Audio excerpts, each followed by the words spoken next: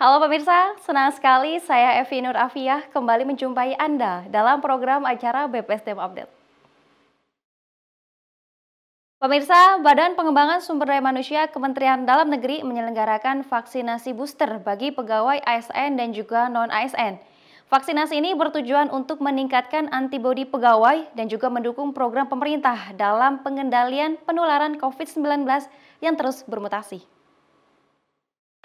Vaksin booster diselenggarakan pada Selasa 15 Februari 2022 di Gedung F BPSDM Kementerian Dalam Negeri. Kepala Bagian Umum Marihot Pangaribuan mengatakan, vaksinasi lanjutan tersebut diperuntukkan bagi pegawai yang sudah mendapat vaksin lengkap dalam kurun waktu 6 bulan dengan target sebanyak 180 dosis suntikan. Meski sebagian pegawai sudah banyak yang melakukan vaksinasi booster secara mandiri, lokasi kegiatan tersebut tetap dibanjiri pegawai sejak pagi hingga siang. Jika tidak memenuhi target yang direncanakan, BPSDM Kementerian Dalam Negeri mengundang penduduk atau warga sekitar untuk ikut berpartisipasi. Karena sudah banyak yang mandiri untuk mengikuti booster ini karena kemudahan-kemudahan yang sangat baik dari pelayanan para puskesmas. Jadi sudah banyak PNS yang mandiri yang mengikuti booster tersebut.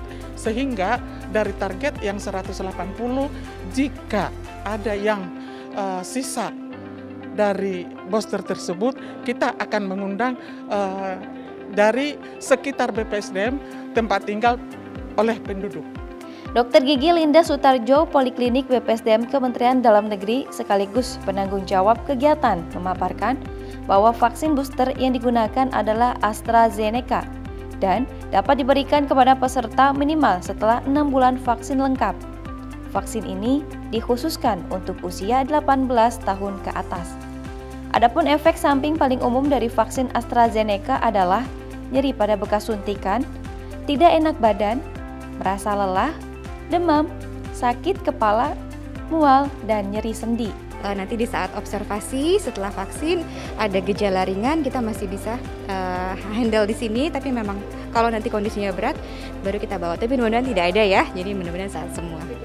Oke ya, kita sarankan untuk yang menerima vaksin hari ini sebaiknya istirahat yang cukup, makan yang cukup dan juga yang bergizi, dan jauhi atau hindari aktivitas dulu di tempat keramaian atau yang membuat diri kita lelah. Jadi banyak istirahat dan juga banyak minum ya, seperti itu.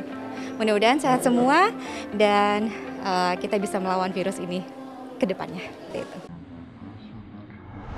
Berita selanjutnya, pemirsa, Badan Pengembangan Sumber Daya Manusia Kementerian Dalam Negeri terus berkomitmen mendorong aparatur sipil negara mengoptimalkan kepemimpinan dalam jabatan struktural dan fungsional di era VUCA dengan menyelenggarakan seminar melalui Zoom Meeting pada Kamis 17 Februari 2022 lalu.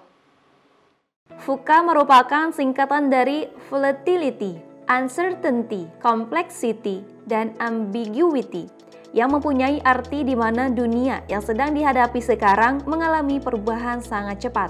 Kepala BPSDM Kementerian Dalam Negeri Teguh Setiabudi mengatakan bahwa era VUCA semakin menguat saat pandemi COVID-19. Yang sangat terasa adalah transformasi digitalisasi. Menghadapi dunia yang berubah, BPSDM Kementerian Dalam Negeri juga ikut bertransformasi. Kami sekarang dalam rangka pengembangan SDM tidak hanya sekedar klasikal, tatap muka. Kalau toh tatap muka tidak lagi didominasi, tidak lagi mendominasi dan tidak lagi kemudian secara besar-besaran. Terbatas dan juga penerapan protokol kesehatan COVID-19. Tapi kami juga sekarang banyak yang sifatnya hibrid, blended learning, gabungan tatap muka klasikal dan juga tatap maya secara virtual. Andrinov A. Caniago yang merupakan dosen FISIP Universitas Indonesia atau UI sebagai pemateri pada webinar mengatakan bahwa para aparatur yang bekerja menjadi pelayan publik mau tidak mau harus beradaptasi dengan era VUCA, era yang tidak bisa terelakkan. Era di mana norma kepemimpinan terpaksa berubah karena perubahan dunia memaksa gaya kepemimpinan, terlebih saat pandemi. Oleh yang namanya teknologi digital, oleh yang namanya robot. Ya, kalau robot sudah lama sebetulnya, dan itu juga terus berkembang, ya. dengan di hybrid, di mix, di blended dengan teknologi digital, dia makin bekerja makin cepat, makin produktif, makin efisien lagi. Mari kita bayangkan apa saja yang sudah diambil alih oleh satu benda kecil yang ada di genggaman kita. Ia berharap melalui kegiatan ini, aparatur dapat mengoptimalkan peran pemimpin dalam melakukan pembinaan organisasi yang kekinian agar bisa membawa organisasi pada keadaan yang lebih baik dan tepat sasaran. Mirsa, Badan Pengembangan Sumber Daya Manusia Kementerian Dalam Negeri menggelar Diklat Rencana Strategis Perangkat Daerah pada Senin 14 Februari 2022 lalu di Hotel Harper, Cawang, Jakarta Timur. Kegiatan ini menyusul adanya kebutuhan terhadap pembangunan daerah yang adaptif dan mampu menjadi rujukan perencanaan pembangunan di daerah.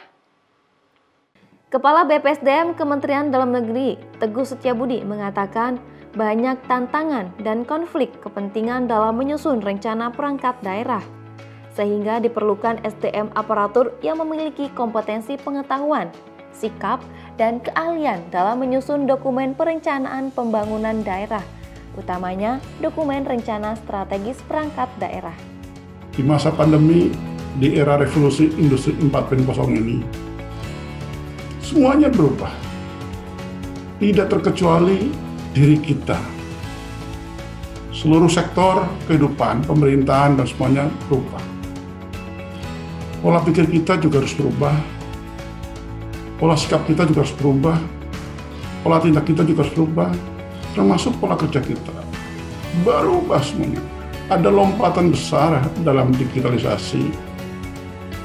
Ada lompatan besar dalam pemanfaatan teknologi informasi.